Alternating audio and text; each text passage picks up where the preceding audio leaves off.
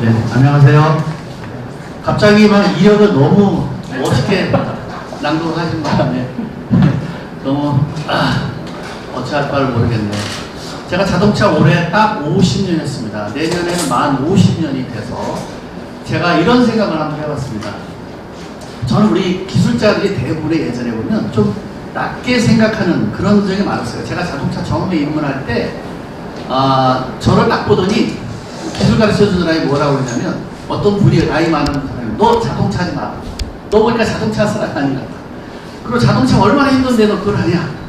그래서 제일 우리나라에 무식한 삼놈이 있는데 자동차도 그 무식한 삼놈이 하나 들어간다. 너 아니? 이렇게 얘기했어요. 그래서 제일 무식한 놈이 누구냐 그랬더니 잡놈이라고 했어. 용기 만들어 제일 무식하다. 두 번째가 뭐냐, 뱃놈이라고 그러고요. 세 번째가 기름쟁이라는 거예요. 그렇다고 너는 얼굴 보니까 자동차는 절대 너는 안 맞는다. 하지 마라. 빨리 집에 가라. 이런 얘기 했는데, 사실은 제가 자동차를 하고 싶어서 한 게 아니라 저 원래 꿈이 화가였거든요. 근데 제가 6남매 장남이었어요. 저희 아버지가 전통기와를 만드신 거고, 이제 6남매. 제가 그린데이를 나가면 상을 잘 받았습니다. 그러니까 우리 아버지는 전통기와를 만드는 사람인데 그 당시에 새로운 운동을 하니까 기와가 잘 팔리질 않았어요. 그러니까 우리 아버지는 이제 6남매 자기 힘으로 다 가르치기 곤란한 것 같고 한 놈한테 오르겠다 이렇게 생각하는 것 같습니다. 그래서 저희를 한 방에 다 잤는데, 이제 다 재워놓고 아버지가 이제 어머님한테 상의하는 걸 제가 어떻게 됩니다. 이 집 팔고 다른 데 이사 가자 이런 얘기입니다. 어머니가 왜 그러냐니까 저 미술 공부 시켜야겠다. 미술 공부 시켜야겠다. 제가 이제 인왕산에 살았는데 세금정이었고 제가 세금정 국문학교 다녔거든요. 그럴 때 이제 이 집 팔러 가니까 엄지 펄쩍 뛰는 거죠. 왜냐면 제가 중학교 1학년이면 막내는 전공의까지 있다는 사실이에요. 제가 이게 너무 아니다는 생각 들었고, 제가 어린 나이였지만 사실은 이건 아니다고 생각했어요. 그래서 제가 학교 그만두고 자동차를 배우러 왔어요. 제가 자동차를 처음 배우러 갔는데 그때 이제 그분들이 그렇게 얘기했고, 그랬더니 한 3개월쯤 이렇게 있었더니 절 기술 가르쳐 주는 사람이 절 데리고 어딜 가냐면 창고에 데려갔어요. 오일 창고에. 한마디로 적응이 잘 안 되는 거죠, 내가. 오일 창고 가더니 엔진오일, 미션오일, 브레이크오일, 차동기오일 이렇게 쭉 있었거든요. 이제 불을 탁 껐어요. 그리고 저한테 이렇게 얘기하더군요. 야, 너무 냄새 맡아봐. 야, 이거 무슨 오일이냐? 이거 무슨 오일이니? 무슨 오일이니? 이렇게. 저는 하나도 못 맞췄거든요. 그랬더니 약간의 화가 좀 났어요, 이분이. 3개월 되는데 그것도 하나 모른다 이거예요. 그래갖고 이빨 맛 찍어줬어요, 입에다 하나씩. 무슨 맛이니? 무슨 맛이니? 무슨 맛이니? 무슨 맛이니? 저 솔직히 얘기해서 하나도 못 맞췄습니다. 이분이 불을 탁 켜더니 이렇게 얘기했습니다. 내가 이 말은 진심 같았어요. 지금도 내가 그 말을 너무 기억하고 있습니다. 병이라, 내가 기름밥 28년 먹는 동안에 너 같은 놈 처음 봤다. 너는 절대 기술자가 안 된다. 만약에 네가 기술자가 된다면 내 손에 막 장을 지인다. 이때부터 저 왕따였습니다. 근데 뭐 이미 저는 학교 그만뒀고 우리 집 사정하는데 집에 돌아갈 수도 없었고 이런 상황에서 굉장히 고민을 했었어요. 근데 그 흔히 요새 애들보다 개겼어요. 집에 못 가니까 그냥. 근데 저한테 밥 먹으라는 소리도 안 할 정도로 저를 이제 왕따 시켰습니다. 근데 집에 갈 수가 없으니까 그냥 했는데, 근데 연말에 저의 친한 친구가 그랬어요. 너의 꿈이 뭐냐? 그때 우리는 접근보서 이제 한마디로 검정고시에서 대학을 가거나 이런 때고, 또 접근보서 부모님 돈 사주고 밥 사줄 때인데 저한테 그렇게 물었어요. 저는 대한민국의 1인자가 되겠다 이렇게 물었더니 다 웃었습니다. 아주 친한 친구가 제 옆에 와서 병이라 그 꿈 부려라. 넌 절대 1인자가 될 수 없다. 내가 이런 친한 친구이기 때문에 얘기해 주는데 네가 1인자가 될 수 없는 조건, 많은 조건 중에 내가 3가지만 얘기해 줄게 얘기했어요. 그러면서 첫 번째 이렇게 얘기했습니다. 너 중학교 1학년 중학교 때 근데 대학원에도 어떻게 할 거냐? 너 절대 못 이긴다. 이론에서 안 돼. 그래서 안 돼. 두 번째, 너를 가르쳐준 기술자가 지금 누구냐? 우리 회사에서 두 번째다 이거야. 그래서 안 돼. 세 번째, 그럼 우리가 근무하는 데가 어디냐? 대기업도 아니고 정비공장도 아니고 택시회사도 아니고 버스 회사에서, 그것도 2인자 밑에서 중학교 1학년 중퇴 네가 어떻게 1인자가 되겠다고 하냐? 냉정하게 생각해라 라고 했습니다. 사실 그 말 맞는 말이었죠. 그렇지만 저는 이게 1인자라는 꿈을 딱 꿨을 때 약간 행복감을 있었거든요. 혹시 여러분들 로또 사봤나요? 로또? 일주일에 행복하거든요. 혹시나 얘 로또 1등 되면 어떻게 했을까 이런 것처럼 저 약간의 그랬고, 제가 할 수 있는 거는, 그러면 내 친구가 말한 대로 내가 여기서 할 수 있는 게 뭘까 곰곰이 생각해봤는데 기술도 없고 학벌도 없고 백도 없고, 그죠? 아무것도 없어요. 그렇다면 할 수 있는 거는 공부하는 게 없다. 그래서 제가 자동차를 중학교 1학년 중퇴해서 독학을 했습니다. 그래갖고 제가 대학을 마운에 대학 졸업했어요. 제가 이 얘기를 왜 하냐면 우리 기술자를 낮게 보는 이 세상을 내가 한번 바꿔보려고 할까? 소비자 운동 아닌 소비자가 아닌 내가 소비자 운동을 많이 했어요. 대기업들 리콜 많이 시키고 문제 있으면 방송에서 까고 이렇게 얘기 많이 했어요. 그래서 저는 이런 생각했습니다. 올해 여러 제가 흔히 이루고 싶은 건 제가 하고 싶은 일은 정말 다 해봤어요. 한마디로 지금 해도 내가 이거 할 게 없을 정도로 내가 어렸을 때 꿈보다 더 많은 걸 이뤘어요. 근데 그러다 보니까 이제 그래서 뭐 연합회도 만들고 뭐 봉사활동도 많이 했는데 제가 그래도 우리 기술자들한테 정신적으로 메시지는 하나 확실하게 주고 가야겠다 이런 생각해서 제가 최선을 다해서 뭐 해볼 거 다 해봤어요. 근데 이런 생각을 했습니다. 가끔 갑자기 생각이 났어요.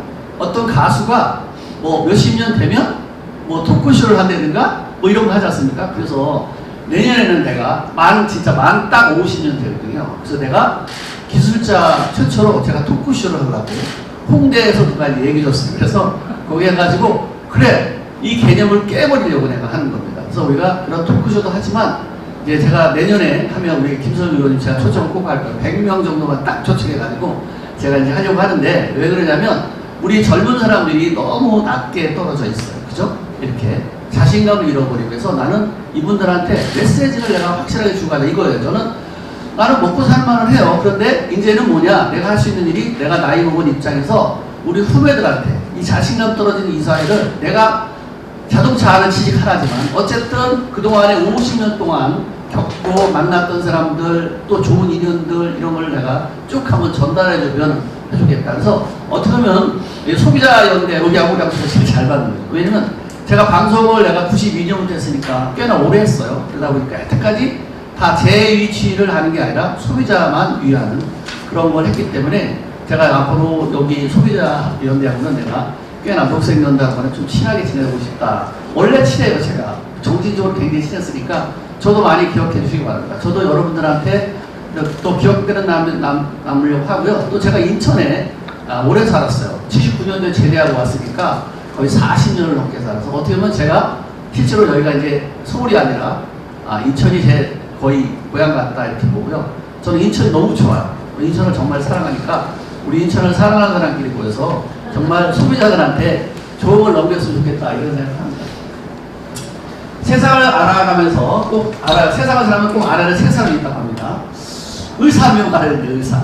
요새는 또 뭐 그렇잖아요. 요새 모진도 막 그래서 의사. 건강하게 오래 살아야 되니까. 그 다음에 두 번째는 변호사 한 명 알아야 된대요. 내 재산을 지켜줘야 되고 또 어떤 이상하게 또 뭘 말릴 수도 있기 때문에 해야 되고. 세 번째가 뭐냐면 집 다음으로 가장 많이 있는 공간이 어디죠? 자동차입니다. 자동차. 자, 정비사를 알아야 돼요. 오늘 제가 그 정비사래요. 여러분들은 보실 수가 있어요. 코로나 막 이렇게 얘기하는데 전국의 정비사들이 엄청 많죠. 정비사들 코로나 걸렸다는 소리 들어보셨나요? 안 들리죠. 우리 기술자들 코로나 안 걸립니다. 그러니까 제가 마스크 벗었어도 걱정하지 마세요. 저 맨날 36.2도밖에 안 되니까. 그리고요. 그래서 세 사람 정도 알아야 된다는 얘기를 하는 거고요. 또 이런 말 있어요. 최고 인생과 최악의 인생. 최고 인생이 뭐냐 이랬더니 이런 말 합니다. 미국 연봉 받고 독일처럼 일하고 프랑스를 먹고 영국집에 살면서 일본 여자를 안 해도 최고 인생이다. 어떤 사람이 이런 얘기했는데 최악의 인생이 뭐냐 했더니 이렇게 얘기합니다. 북한 월급 받고 한국처럼 일하고 영국 음식을 먹으면서 일본 집에 살면서 한국 남자를 남편으로 얻는 인생이 최악의 인생이다. 예, 한국 남자가 한국에서 돈 벌어가지고 집사람들 만족하기가 쉽지 않아서 아마 이런 유머를 했는데 이 유머를 한 사람은 서울대 교수가 유머집에서 이렇게 말을 했어요. 그래서 20대가 취직하면 가문의 영광이고 30대가 직장 다니면 동해잔치인데 만약에 40, 50대가 직장을 다닌다면 국가적 영사고 만약에 60대가 은퇴했다면 세계 8대 불가사리 여기에 80대 불가사리 사람들 많으니까 앞으로 제가 보기에는요 60대가 아니라 앞으로 제가 보면 한 75세까지 80세까지 일해야 될 나이 아닌가 봐요. 제가 올해 56년생이거든요. 근데 사실은 지금도 일할 에너지가 너무 많거든요. 그래서 제가 보기에는 옛날에 우리 아버님은 60에 은퇴하셨는데 지금은 이제 그 시대는 아닌 것 같습니다. 요새 여기 보면 요새 세대 차이 많이 난다고 해서 많이 삽니다. 부모님이 왜 우리를 사랑할까요? 이렇게 질문했는데 초등학교 3학년 아이들이 답을 어떻게 쓰는지 아십니까 혹시? 그러게 말입니다. 이렇게 썼어요. 네, 요새 그러게 말입니다. 썼고요. 또 이렇게 했어요. 남한 청년과 북한 청년과 결혼했습니다. 어떤 일이 날까 했더니 초등학교 2학년이 답안지 썼는데 이게 실제 문제입니다. 이렇게 썼습니다. 뜨거운 밤이 시작됐거든요. 예. 이 정도로 세대 차이 납니다. 그래서 요새 젊은 사람들과 나이 먹은 사람들의 세대 차이 많이 나니까 혹시나 어떤 세대 차이 난다고 그래서 우리가 다른 얘기 할 건 아니라는 생각을 제가 많이 해봤습니다. 근데 요새 젊은 사람들이 또 그렇게 엉뚱하지는 않는 것 같아요. 20년 후에 세계를 그려라. 초등학교 3학년 때 문제 낸 건데 이렇게 그림을 그렸습니다. 한반도 강화 동해제 논령도 돕고 일본 정치고 미국 아프리카 저하고 대한민국 만세. 만약에 이렇게 땅을 차지한다면 징기스칸 이후로 최대의 땅을 찾는 거죠. 근데 중요한 건 뭐냐면요. 우리 같이 나이 먹은 사람들은 저 생각 절대 못합니다. 요새 매립한 데가 어디야? 라고 할 텐데 요새 젊은 아이들 초등학교 3학년 이런 생각을 했다는 게 창의력이 대단한 거예요. 그러니까 예의는 좀 없을지 몰라도 젊은 사람들이 우리보다 나이 먹은 사람보다 생각은 굉장히 크게 넓게 그래서 창의적인 생각이 되게 많다는 사실을 저는 이런 거 보고 굉장히 희망적으로 보는 거죠. 네. 제가 이제 자동차 얘기를 좀 하면서 이 얘기를 하나 할까요? 이 차가 1936년도 우리나라 일제시대 때에 이 차가 나왔는데 330원입니다. 6대 중에 지금 3대가 나왔습니다. 디자인 기가 막히지 않습니까? 이게 부가티라는 사람이 만들었는데 우리나라 소마차 끌고 다닐 때 이런 디자인을 만들었다는 게 정말 너무 대단한 그런 예술 과정이 갖고 있고요. 쭉 넘어가서 이제 제가 이제부터 시작할게요. 자동차 이게 세계 최초로 자동차를 이 자동차 꼭 남자들이 만들었다고 생각하는데 천만에 왔어요. 여자들이 한 게 엄청 많습니다. 세계 최초로 자동차 백미를 제한 사람도 프랑스 사람이 만들었어요. 예. 여자가 남편이 맨날 평소에 지는 거 보고 조수차 내리고 화장품을 보고 맺는 게 이제 백미라. 지금 그래서 이제 모든 백미라 같은 여자가 만들었다는 사실 여러분이 좀 참고로 알아두시고요. 또 세계 최초로 자동차 회사를 제일 먼저 만든 사람 프랑스의 사라쟁입니다. 남자가 아닙니다. 남자가. 자동차 엔진은 다임러하고 벤츠가 만들었지만 이 자동차 회사를 만드는 건 프랑스 사라쟁이라는 사람이 만들었다는 사실 여러분이 참고로 알아두시기 바랍니다. 이 고속도로를 이제 세계 최초로 뚫은 사람이 누군지 아십니까? 혹시나? 세계 최초로. 어딜까요? 독일의 아우토바hn입니다. 이 세계 최초로 고속도로를 뚫은 사람은 1800km 누가 뚫었냐면 바로 히틀러. 이 사람이 뚫었습니다. 이 사람이 이렇게 얘기합니다. 도수를 딱 뚫어놓고 이렇게 얘기합니다. 국민들이여 포르쉐표를 사라. 그러면 내가 자동차 한 대 주겠다. 단 가격은 오토바이 내가 주겠다. 이렇게 얘기합니다. 근데 이 고속도로를 뚫어놓고 히틀러가 얘기하거든요. 국민들은 또 돌아도 포르쉐표를 삽니다. 포르쉐표를 사요. 네? 네. 한마디로 대통령이 얘기하는 말입니다. 그런데 이 돈을 모아서 제1차 세계대전을 일으키는데 미천을 쓰는 거 아닙니까? 이 저요. 그렇다고 히틀러가 거짓말하는 건 아닙니다. 제가 이 얘기를 했냐면 독일의 자동차가 이렇게 유명하고 저 독일의 자동차 누구나 성관을 타고 싶은 이유는 사실은 성관을 타고 싶은 게 다고 소비차인데 이걸 누구 때문에 됐냐? 사실 히틀러 때문에 그렇습니다. 히틀러가 이 아우토만 놓고 이렇게 국민에서 이 2차 대전 치고 또 이제 그렇다고 이제 만들기 시작했는데 독일에는 어떤 사람이 있었냐면 이 포르쉐라는 사람이 있었어요. 이 사람은 중학교 때 나온 사람인데 과학 박사를 3개 갖고 있는 사람이에요. 이 사람이 포르쉐한테 히틀러가 이렇게 얘기합니다. 박사, 독일은 겨울이 춥습니다. 얼지 않는 자동차를 만들어주세요. 그 다음에 한 가족이 탈 수 있는 자동차를 만들어주세요. 1리터 갖고 10km 뛸 수 있는 자동차를 만들어주세요. 이렇게 얘기합니다. 그때 그 당시에 자동차는 부자나 귀족만 타고 다닐 수 있는 자동차를 히틀러가 이 얘기를 이렇게 하는 겁니다. 단, 마지막 얘기가 이거예요. 단, 가격은 오토바이를 만들어라. 뭐 우리나라 기술자 같으면 어떨까요? 말도 안 되는 소리 하고 있어. 이렇게 할 건데 이 포르쉐 박사는 네, 각하. 제가 오토바이 값에 얼지 않는 자동차, 1리터 10km 뛸 수 있는 자동차, 한 가족이 탈 수 있는 자동차를 만들겠습니다. 해서 만든 게 뭔지 아십니까 혹시? 바로 비틀입니다. 여러분들 왜 비틀 많이 보셨죠?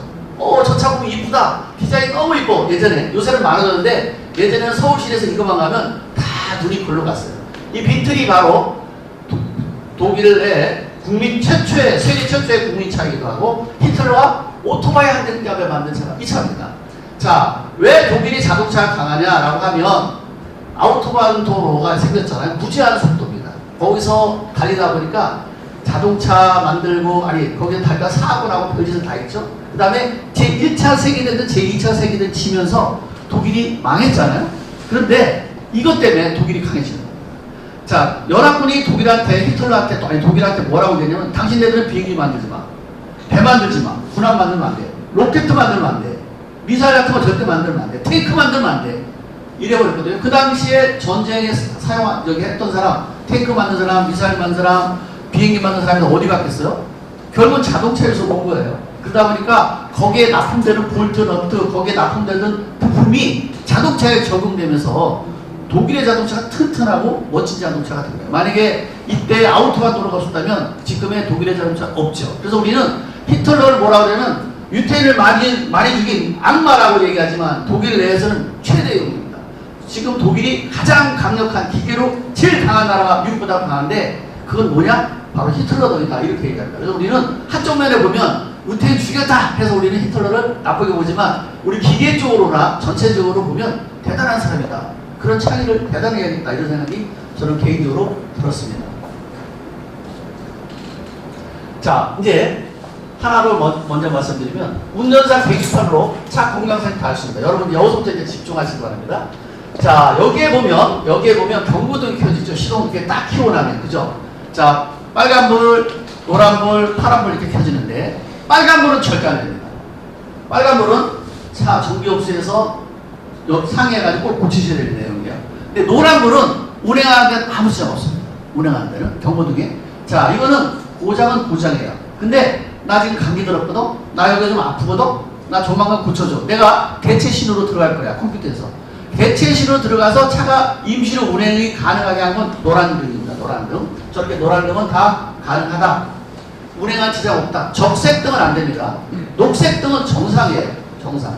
그러니까 그렇게 경고등에서만 꼭 이렇게 알아주고 합니다. 적색은 절대 안 됩니다. 황색 다니는 데 이상 없습니다. 아프긴 아프지만 녹색이 정상이고요. 자, 그 다음에 여기 연료 잔량 경고등 들어오죠. 가끔 가다가 그죠? 연료 경고등 딱 들어오는데 여기는 만약에 고속도로에서 이걸 만나거나 아니면 시내주에서 멀리 갈 때가 만나면 불안하잖아요. 불안할 거 없어요.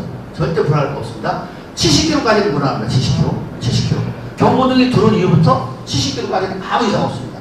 다 그렇게 만들어놨어요. 왜 그러냐면 휴게소와 휴게소에서도 거리가 제일 먼 거리가 우리나라 딱 한 군데 있는데 45km짜리 하나 있어요.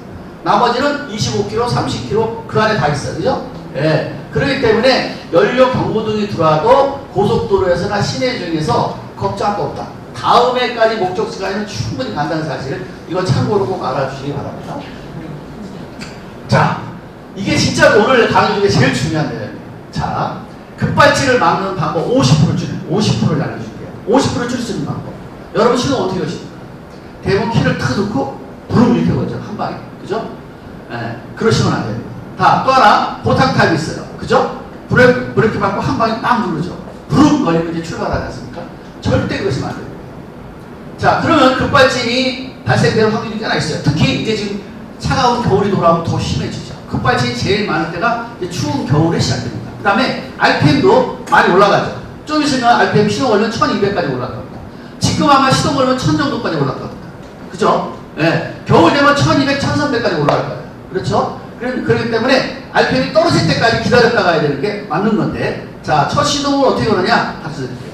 키를 한 방에 딱 거는 게 아니라 키 1단만 넣으세요. 1단만. 그러면 계기판에 불이 쫙 들어와요. 그죠? 계기판이 쫙 들어오면 내비게이션도 쫙 들어와서 자리 탁 잡습니다. 그렇죠? 자, 그 다음에 경고등이 딱딱딱 꺼져요. 그 다음에 브레이크 밟고 시동 거는 겁니다. 그러니까 두 번에 나눠 봅니다. 일단 딱 넣으면 계기판 넣으면 계기판 불이 쫙 들어와요. 경고등. 좀 있으면 꺼져요. 딱딱딱딱 꺼지죠? 그리고 브레이크 밟고 시동 걸라 라는 얘기고요. 보탁 타입 뭐냐? 보탁 타입 브레이크 밟지 말고 한 번 누르세요. 브레이크 밟지 말고 한 번. 그 다음에 이제 불이 쫙 들어온 다음에 경고등 꺼지고 내비게이션이 자리 딱 잡으면 그때 브레이크 밟고 누르는 겁니다. 자, 이렇게 시동은 두 번에 나눠 걸어야 돼요. 그러면 이렇게만 하면 급발진 50% 잡을 수 있어요. 50%. 이건 왜 그러냐면 공학적으로 이건 서치를 안 돼요. 전기가 한 번에 연결되면 스파크가 일어나요. 스파크가. 우리 학교 다닐 때 배웠죠? 전압은 높은 데서 낮은 데로 흐른다. 컴퓨터는 다 5V 미만이에요. 그러면 우리가 할 때 이게 스파크 생길 때 이 스파크는 우리가 12V라고 하지만 스파크는 1만V에서 3만V 정도 돼요. 그러니까 우리가 배터리를 점프할 때, 시동이 안 걸릴 때, 보험에서 점프할 때 파란 불꽃을 본 적이 있었을 거예요. 팍! 이렇게 튀는 거. 1mm가 1000V, 2mm가 2만V, 3mm가 3만V예요. 그래서 스파크가 생기게 점프하면 안 되는 거예요. 그렇게 되면 컴퓨터가 충격 먹는 겁니다. 그래서 뭐 전기사들도 그냥 점프하는 사람이 있는데 그러면 점프하는 순간 컴퓨터 나갈 수 있어요. 그래서 원래는 스파크가 안 생기게 해야 돼요. 바로 이 서리자람을 줄이려면 시동을 2번에 나눠버려야 된다. 이게 아주 중요한 겁니다. 여러분 꼭 하셔야 돼요. 그럼 급발진 있느냐 없느냐? 정부는 없다고 하죠. 그죠? 네, 정부는 없다고 하죠? 자, 메이커도 없다고 하죠? 있습니다. 있어요. 근데 그럴 수밖에 없는 이유를 내가 먼저 하나 설명드릴게요. 정부는 못 본 척 하는 거예요, 이렇게. 사고가 났는데. 왜? 자동차 산업 차지하는 비용이 너무 커. 거기다가 중소기업도 너무 딸려있어. 얘네들 만약에 재판이 걸리게 되면 회사 문 닫아야 돼. 이런 문제. 심각해요. 그죠? 그렇기 때문에, 야, 빨리빨리 보완해. 빨리 보충해. 이렇게 하고 뒤에 이렇게 있는 거예요. 네? 자, 이와 같은 얘기를 어떻게 했냐면, 여러분이 내가 왜 급발진 있다고 생각하냐면, 여러분들이 여러분 다 이미 경험했어요. 여러분 스마트폰 갖고 계시죠? 컴퓨터 갖고 써보죠? 그리고 스마트폰 애들가 쓰면서 한 번도 뻑 안 난 사람 손 들어보세요. 한 번도 뻑이 안 났다. 막 어디 누르다 뻑나, 꼼짝을 안 해. 이런 경험 분명히 있었을 거고, 또 컴퓨터 켰어. 뭐 하다 보면 어쩌다 엉켜가지고 꼼짝도 안 해. 그럴 때 정 안 되면 배터리 전원을 뺐다 키면 언제 그랬지? 정상작동하죠. 그렇죠? 이거 한번 해보셨죠? 자, 이런 스마트폰 같은 기능의 컴퓨터가 자동차에 몇 대가 있느냐 라고 보시면요, 기본적으로 30대, 2000cc 이상 넘는 거는 50대, 그 다음에 BMW 745 같은 건 130대가 있어요. 자, 그렇다면 결론적으로 스마트폰 하나 쓰는 게 오작동이 많을까요? 130개 쓰는 게 오작동이 많을까요? 많죠, 그죠? 많이 있는 게 오작동 많죠? 자, 그래서 뉴스를 자세히 한번 그동안에 급발진 뉴스를 자세히 보세요. 저희는 보이는데 여러분들 급발진 났구나 이렇게만 보시는 거는데, 자, 급발진 났다 뉴스 나와보면 다 2000cc 이상이야. 2000cc 이하는 거의 없어. 아반떼가 급발진 생겼다는 말 들어봤나요? 아니면 티코가 급발진 생겼다는 말 들어봤나요? 아마 거의 없었어요. 뉴스 없어요. 다 2000cc 이상이야. 근데 왜 좋은 차가 급발진이 생긴 거야? 벤츠가 BMW가 왜 급발진이 생긴 거야? 좋은 차인데? 컴퓨터가 많다는 거예요. 컴퓨터가 많은 거예요. 무슨 알겠죠? 네? 컴퓨터가 많이 사용하는 전자가 있어서 편리함도 있고 좋은데 그런 위험 요소를 많이 갖고 있는 겁니다. 그래서 제가 자율주행차 아직 멀었어. 아직 안 돼. 내가 맨날 반대하는 사람이고 급발진도 아직 완벽하게 안 했으면서 왜 그 자율주행차를 지금 그렇게 막 건드냐. 당연히 가야죠. 하지만 자율주행차 테러 위험도 있어요, 사실. 만약에 어떤 사람이 컴퓨터 잘해, 해킹을 잘해. 자, 2000넥을 넘어가고 있어. 그러면 지금 브레이크, 엔진, 미션, 이거 다 전자로 제어가 가능해요. 네? 특히 자율주행차는. 그러면 내비게이션도 정확해. 지금 내비게이션을 이렇게 갖고 나오면 자기가 불목이면 일로 가야 헷갈리다가 한 바퀴 도는 사람도 많죠? 자, 지금의 내비게이션 일부러 그렇게 오차를 뒀어요. 왜? 그걸 이용하고 누가 드론을 테러하면 안 되니까. 폭탄에서 테러하면 안 되니까 오차를 일부러 둔 거야. 일부러. 근데 자율주행차는 만약에 그 G센서를 오차 주면 안 돼. 오차 주면 사고 나잖아. 그렇기 때문에 정확합니다.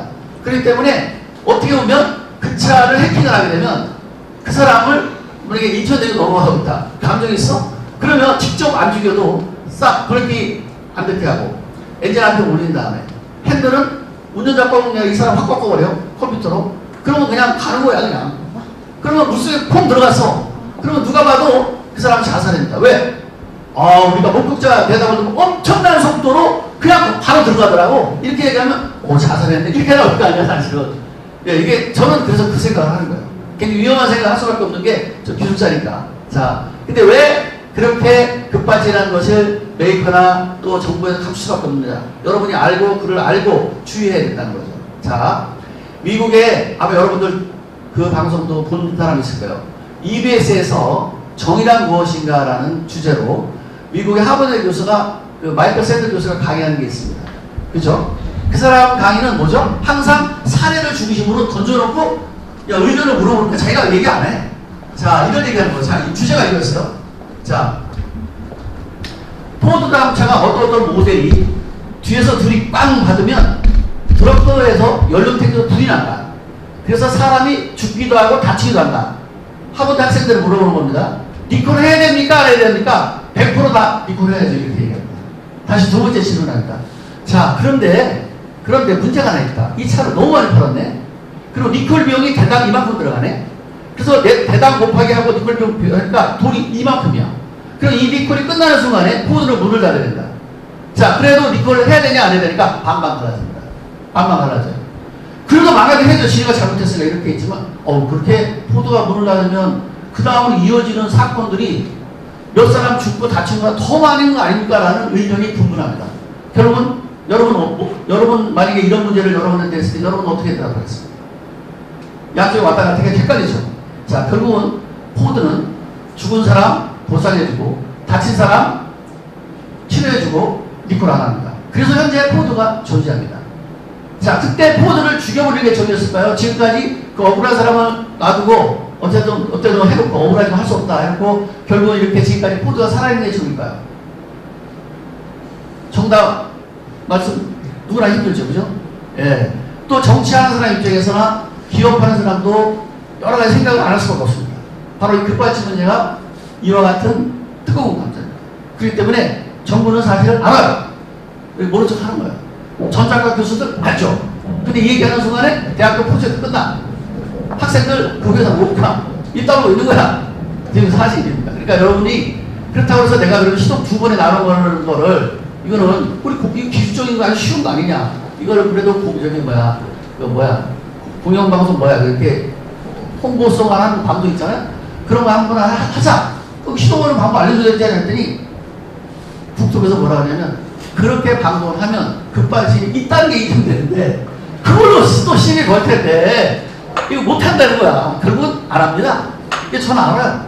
이게 제가 이 급발진을 처음에 세계추수로 제안하고 또 보여주고 할 때 저를 불렀더라고요. 그러고 나서 그때 IMF 때야. 그러니까 대한민국이 너무 어렵다. 그때 내가 명장이 나왔습니다. 우리 박사장이 계속 이거 물고 들어지면 편하다 이거지.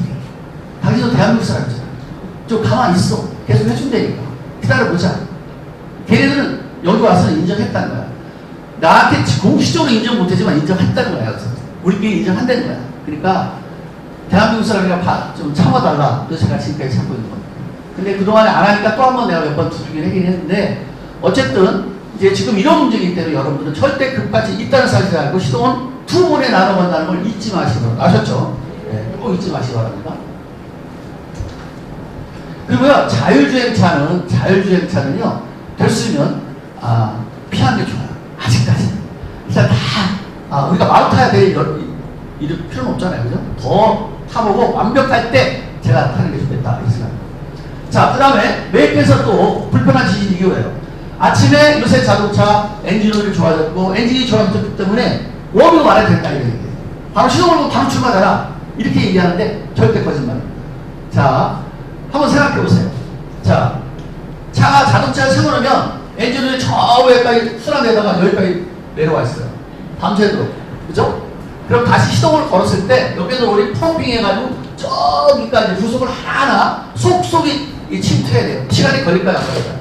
걸립니다. 그 다음에 엔진오일이 정도가 겨울 같은 때나 또 이렇게 되면 지금쯤은 이제 엔진 시동 걸면 이제 굉장히 묵지만 그냥 처음에 시동 걸 때는 돼요. 굉장히. 그죠? 정도가 높단 말이죠. 자, 안 돼요.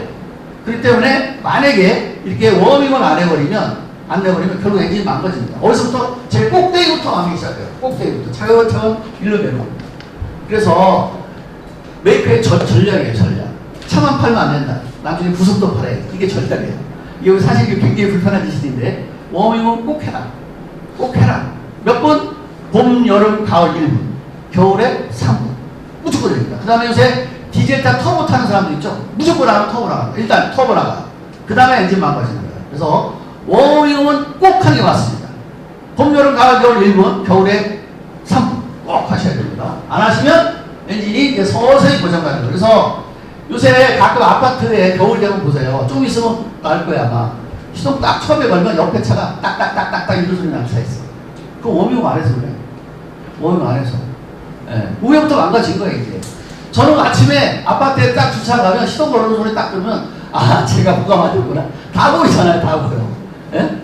예. 자, 또 하나 이거. 새 차를 구입한 다음에 새 차 좀 샀어요. 엔진을 교환해야 될까 안 해야 될까? 당연히 이 문제 나왔으니까 교환해야죠. 교환하는 게 맞는 거예요. 근데 메이커에서는 안 해줘요. 다음 자기네가 지정한 키로수 올 때까지 이렇게 써라 이렇게 하는데 꼭 하셔야 됩니다. 꼭 하셔야 돼요. 1000km나 2000km 무조건 교환하셔야 돼요. 왜? 그 오일에는 연마제 성분이 들어있어요. 연마제 성분. 이 얘기 불편해 주셔요. 절대 얘기 안 해요. 자, 왜 그러냐면 만약에 주행 중에 울산에서 달려오거나 어디서 달려올 때 만약에 엔진이 소결됐다, 한 번에 붙었다, 메이커 책임이에요. 남바다는 순간 우리 책임이잖아요. 그렇죠? 그렇기 때문에 연료 첨가 연료에 오일에 연료 첨가제 많이 거기에 있어요. 연관 성분. 이거 아주 특별한 시대예요. 제가 다 실험해봐서 알아요. 이게 나중에 이게 우리 소비자들한테 한번 해봐야 돼. 예? 딱 보면 알아. 그러니까 실험 내가 이거 옛날에 실험실에 거쳐서 다 확인해 본 거예요. 그래서 요새는 뭐 잘 안 넣는다 뭐 이런 말이 있었는데 어쨌든 그렇습니다. 그래서 새 차를 구입하면 꼭 오일을 간다가 좋습니다. 그 다음에 엔진오일 교환 시기. 메이커마다 다 달라요, 이게. 자, 엔진오일 교환 시기가 어떻게 하냐면, 메이커에서 말하는 말, 절대 거짓말입니다. 왜 그러냐면, 걔도 역시 고장 나야 돼, 적당한 시기에. 심리학적인 게 들어가 있는 거예요. 왜냐면, 아이, 뭐 5년 탔다 이거지. 그러면, 아이, 뭐, 고장이 좀 나요. 그러면 소비자들 요새 뭐라 하죠? 뭐, 이제 조금씩 고장 날 때 됐지, 뭐. 나는 아니어도 옆에 사람 얘기해. 이제 고장 날 때 했잖아? 이 정도? 그러니까 그냥 같이 동대도 아닌데, 이렇게 넘어가는 거예요. 이게 아주 심리학적인 거예요. 자, 그래서 메이커는 그렇게 얘기하는 거예요. 그래서 엔진오일을 언제 교환하느냐? 바로 심리학적으로 딱 만드는 게 10,000km야. 소비자가 인정할 적부터 되는 거예요. 그래서 그렇게 하면 안 되고요. 메이커에서 말해주는 모든 오일 종류 똑같아요. 엔진오일, 미션오일, 브레이크오일 모든 종류 똑같습니다. 이게 정답이에요. 70에서 80% 가는 거예요. 그러니까 10,000km 얘기하면 나는 운전을 얌전하게 하면 8,000. 나는 좀 가끔씩 밟아줘. 그럼 7,000. 그래서 메이커에서 말하는 키로수의 70에서 80을 가면 엔진 거의 프로가 났습니다. 네. 그래서 요거만 잘해줘도 엔진 관리 끝. 근데 엔진 관리 딱 두 개야. 뭐냐면 아침에 시동 걸어서 워밍업 한다. 1분 정도. 그 다음에 엔진 오일은 메이커에서 지정한 거에 70에서 80으로 교환한다. 이러면 엔진 관리 끝입니다. 네? 이거 안아주기 때문에 엔진이 많은 거라지고 이제 트러블 생기는 겁니다. 차근차근 돈 들어가기 시작하는 거예요. 만약에 이 두 가지만 정확해주면 50만 킬로까지는 우리나라 국산 엔진 껐떡 없어요. 근데 이거 안 해주니까 수입차고 뭐고 다 망가지는 거예요. 그래서 꼭 오일 교환은 모든 오일 교환은 70에서 80%다. 연비도 똑같아요. 연비도 만약에 메이커에서 10km 뛴다 10km 절대 못 뛰어. 7에서 8km 딱 맞아요. 이건 제가 다 통계해 놓은 거니까 여러분이 다 그대로 알고 계십니다. 엔진 오일은 모든 오일 종류는 메이커에서 얘기에 70에서 80% 가면 된다. 뭔지 알겠죠? 이거는 제가 그냥 던진 얘기가 아니라 모든 차 제가 통계 다 잡아서 그동안에 제가 50년 했다고 했잖아요. 50년 동안에 다 검증된 얘기를 엑기스로 제가 말씀드리는 거니까 잊지 마시기 바랍니다. 자, 엔진오일 만약에 뚜껑을 열어봤을 때도 엔진 자기 차 관리가 잘 됐나 안 됐나 확인을 하고 있어요. 만약에 이게 노란색이다. 관리 잘 된 거야. 엔진오일 잘 갈고 잘 된 거야. 근데 이 색깔이 만약에 갈색이다. 해킹했는데 제대로 안 한 거야. 뒤쭉 박쭉 이렇게 된 거고. 만약에 이렇게 돼. 이거는 이제 엔진이 끝난 거죠. 이제 끝난 거예요. 예? 이제 하나님 만나러 갈 때 팩스장 가야 된다는 거. 그래서 이제 엔진을 캔만 갖고도 우리가 알 수 있다. 이런 거. 알겠죠? 예? 그래서 만약에 중고차 살 때도 이 상식만 갖고 오면 돼요. 이 상식만. 가서 무조건 오일팬 열어본다. 제가 또 이걸 방송에서 한번 했더니 그 중고 매매 업자들이 이 캡을 다 바꿨대. 새 걸로. 그런데 또 안에 이렇게 들여다보면 알아요. 들여다보면 구석이 이게 보여요. 이렇게. 이 안에 들여다보거든. 이렇게 하면 깔끔하고 만약에 이렇게 되면 안 되는 거죠. 예. 우리가 못 열어보잖아요. 그러니까 만약에 캡 열어서 보고 안 되면 캡 열고 이 안쪽 들여다보면 엔진 상태가 좋은지 안 좋은지 알아요. 제가 명장에 가면 가끔 가다가 수입차 살 때 명장에 가서 중고차 시장에서 내가 곤란한데 한번 봐주면 안 돼요. 그런데 요새 제가 봐도 몰라. 왜? 만약에 첨가제 소리만 듣고 몰라요. 첨가제를 갖다 소리 나는 걸 딱 놓잖아요. 10만원짜리 넣으면 소리 안 나요. 저도 속여. 그렇기 때문에 요새는 색깔로 보는 게 제일 확실해요. 이건 여러분들 누구나 볼 수 있으니까 이걸 한번 참고하시기 바랍니다. 그 다음에 또 하나 뭐냐면 요거 사람들이 많이 헷갈려요.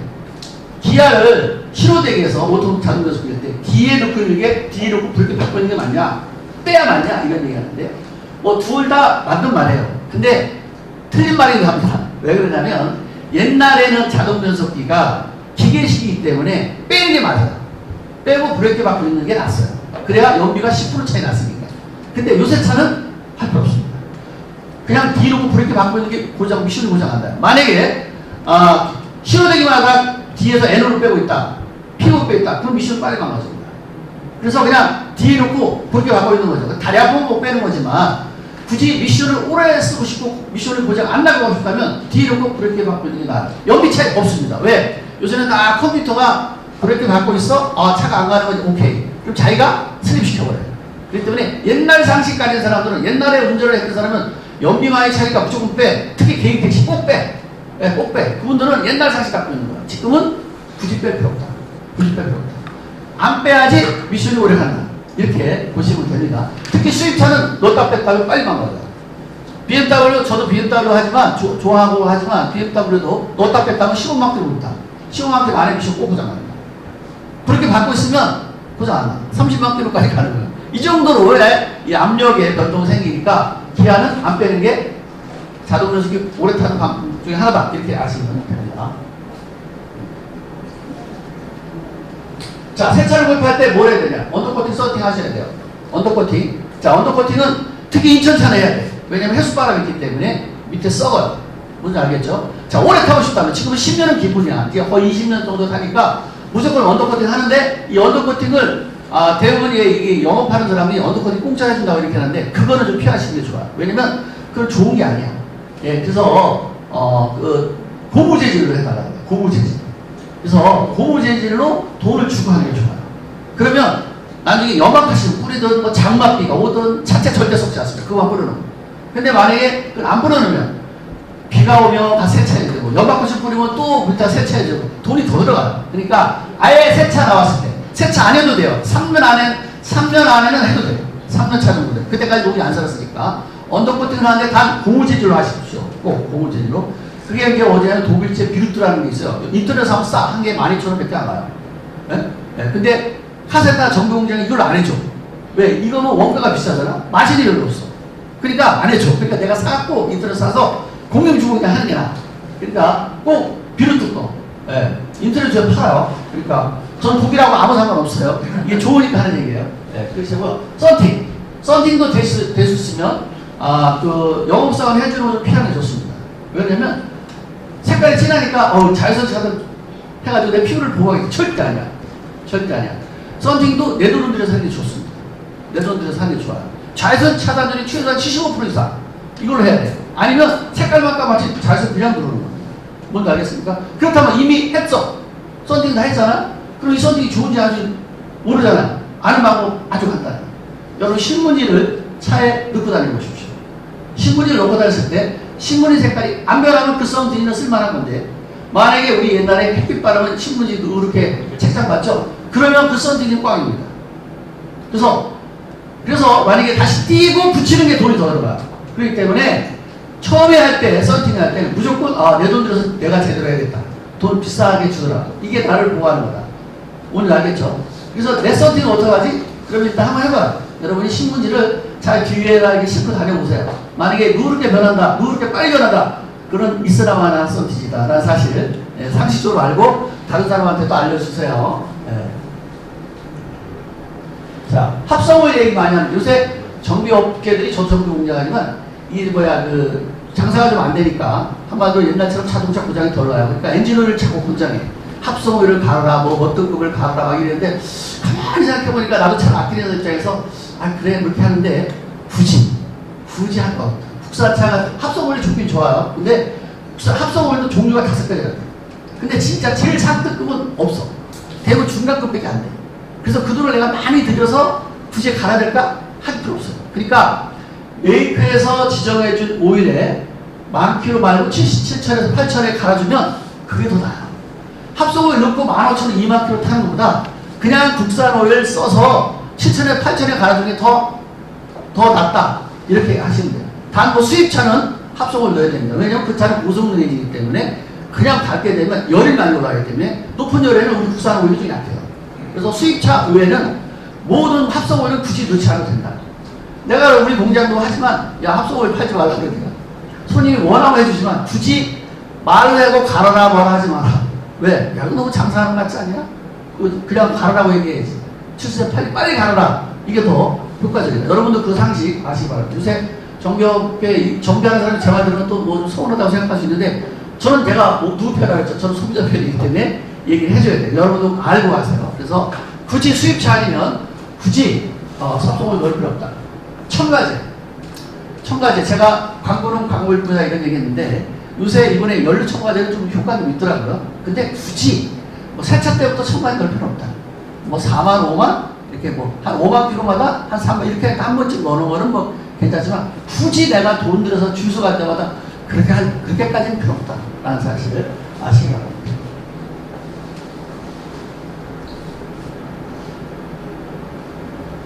다음에 푸뉴사고로 가요.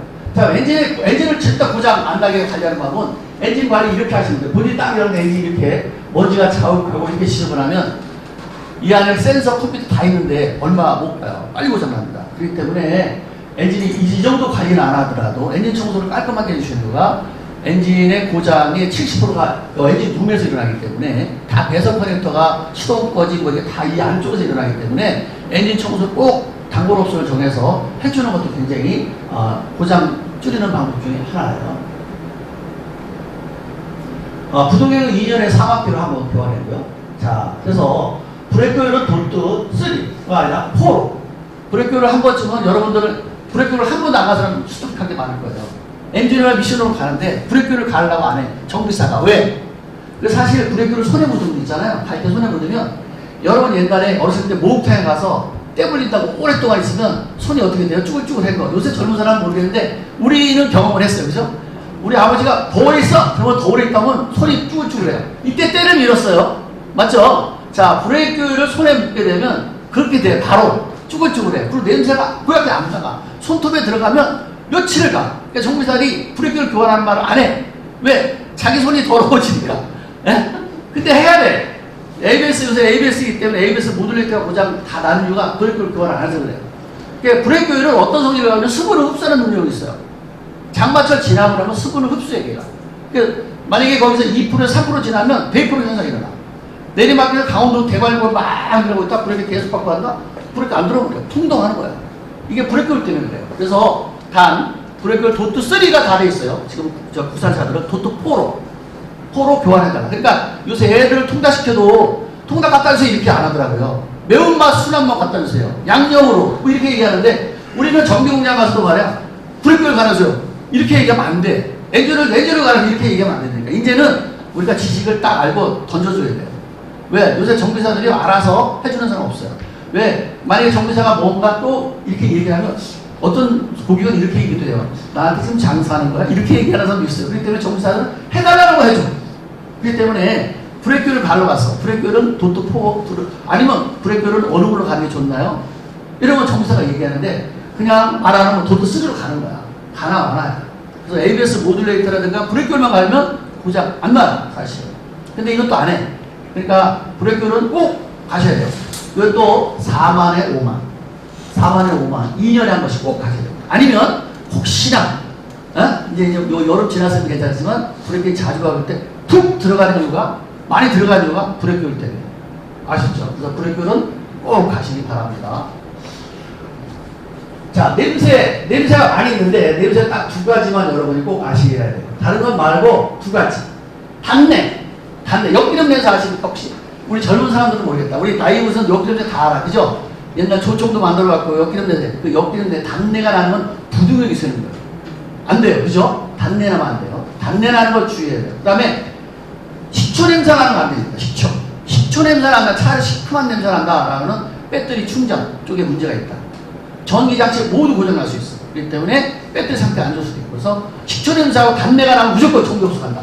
이거예요. 알았죠? 다른 냄새는 뭐 여러분이 몰라도 돼. 근데 단내와 식초 냄새는 꼭 머릿속에 기억하고 하셔야 돼요. 두 냄새는 자동차 치명적이에요.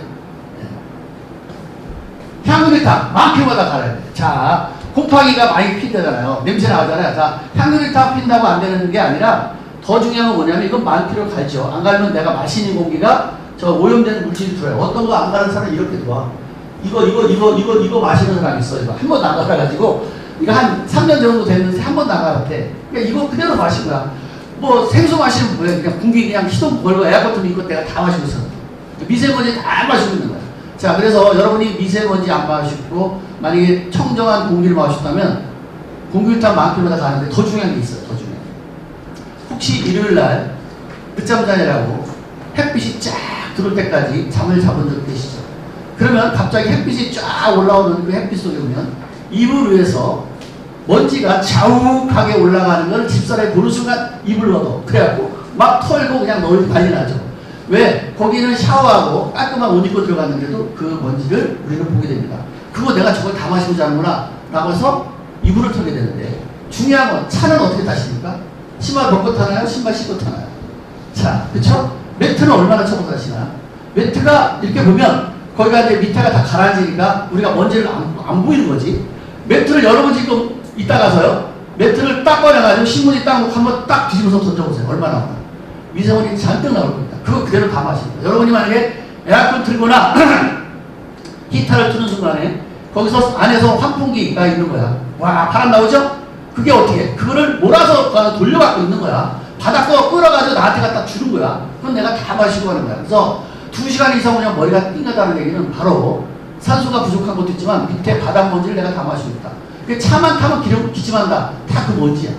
그렇기 때문에 매트 청소는 일주일에 한 번씩, 진공 청소이고 침대나 집안에 매트 청소하고 깔끔하게 닦는 거, 이거 굉장히 중요합니다. 이거 내 건강을 위해서.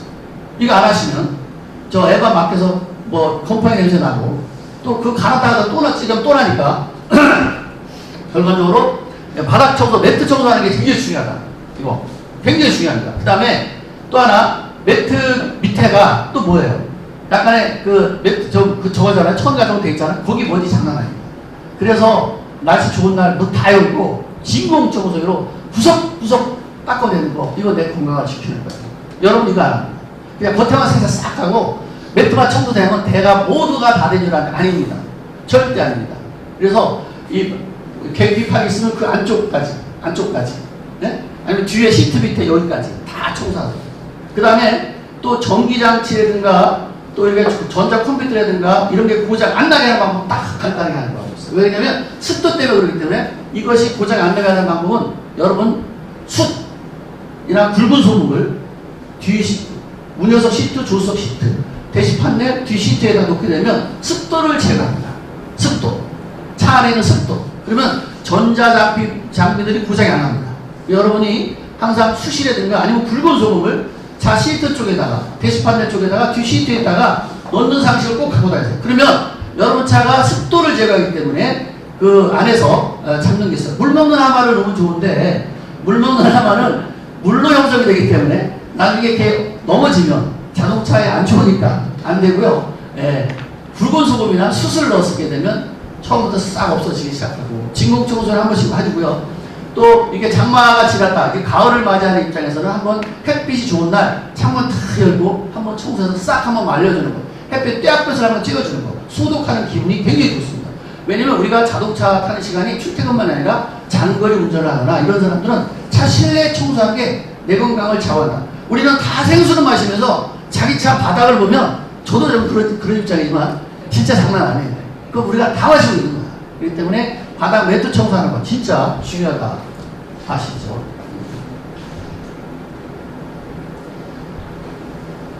그 다음에 안개. 이런 안개를 만났을 때 여러분 어떻게 합니까?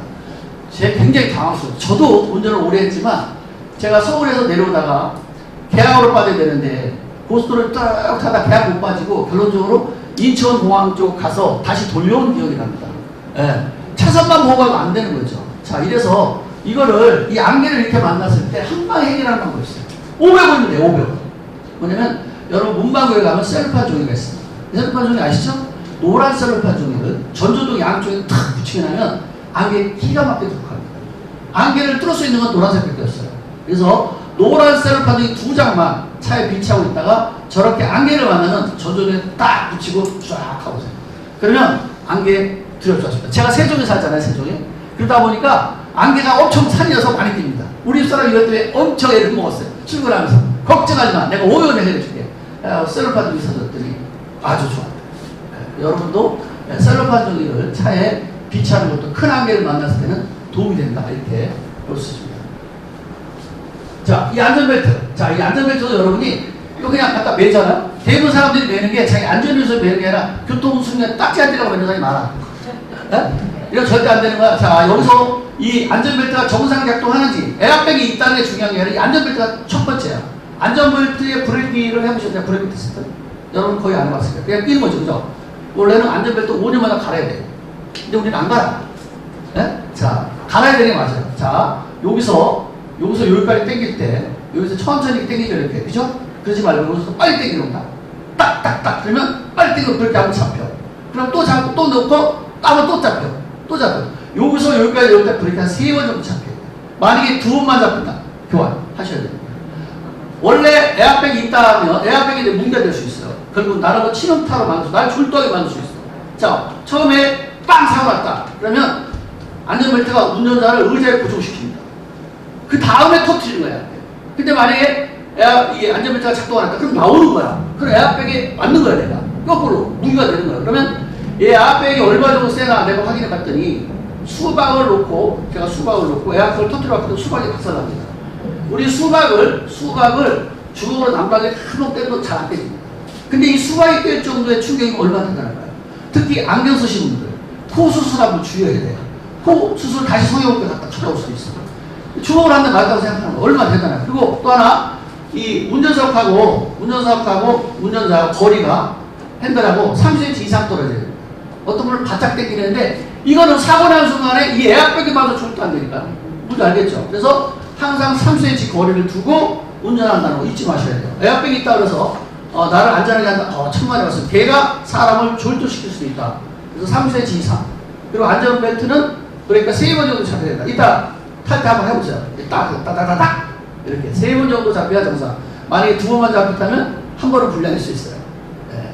아시겠죠?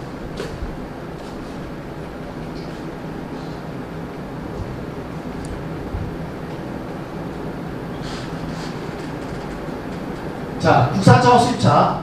국산차 좋아요, 솔직히. 내가 국산차를 많이 두들긴 하는데, 뭐 수입차가 솔직히 뭐 브랜드 있어서 누구한테 가오다이 잡기는 좋을지 몰라도, 사실 뭐 전체적으로 보면 퀄리티는 있는 건 맞습니다. 근데 수리비가 장난 아니에요.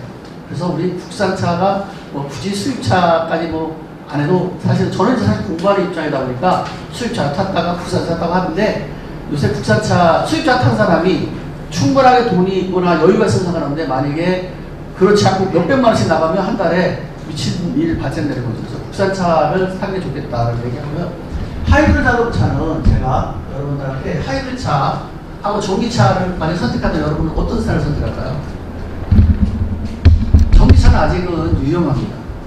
여러분 왜 그러냐면, 만약에 전기차 샀다라고 하거나 아니면 하이브리드 차라든가 할 때 여러분 주의할 게 있어요. 비 오는 날 우리 도로가 잠긴다. 절대 가시면 안 돼요. 메이커는 맨날 한 번 충전을 몇 킬로 가다 이 얘기만 하는데 위험 요소가 굉장히 많아요. 그게 우리가 가정적으로 이렇게 만났을 때 저것도 남자들한테 저거 뜯어서 한번 해봐 그러면 건보 못해. 왜냐면 저기 220V인데 7A예요. 거기서 놀라가지고 못하는데, 이 전기차하고 하이브리드차는 480V에 100A 올라요. 그거 맞으면 그냥 하나님하고 바로 악습니다. 중요한 건. 근데 다른 차는 물에 잠기더라도 타이어가 반 정도 잠겨도 갈 수 있어요. 괜찮아요. 근데 전기차나 하이브리드차는 타이어의 반만 잠기면 가면 안 돼요. 그거 올라가면 바로 배터리에 물이 들어올 수 있어요. 그러면 위험한 거예요. 그 다음에 요새 내가 유튜브에 내가 얼마 전에 올린 것도 있는데, 그거는 또 17 바닥하고 이게 17cm밖에 안 돼요. 16에서 17cm. 그러면 만약에 두통을 지나가거나 경사각도가 있거나 내리막길에 지하철로 내려가면, 빨리 내려가면 딱 닿아요. 네? 그러면 깨지면 메이커에서 그냥 배터리 통째로 교환하는 이런 일이 발생됐잖아요. 그렇기 때문에 더 중요한 건, 그건 돈 내면 되는데 이 물에 반 잠기면 물이 들어올 수 있어서 결론적으로 내 안전하고 치명적이다. 그리고 돈이 들어가니까 전기차는 될 수 있으면, 특히 하이브리드차나 전기차는 물이 잠겼다, 장마철에 물이 잠기는 도로가 있다, 일기예보 잘 보시고 잘 보고 다니지. 바퀴를 이렇게 봐도 그동안에 반 정도 괜찮아 이랬는데, 지금은 그 반의 반만 잠기면 내가 위험할 수 있다라는 사실 잊지 마시고요. 오늘 감사합니다. 오늘 시간이 별로 없어서 이 정도로 끝내고요. 다음에 제가 하면 2시간짜리 해주세요. 그러면 내가 더 많은 거를 오늘 해드리도록 하겠습니다. 오늘 감사합니다.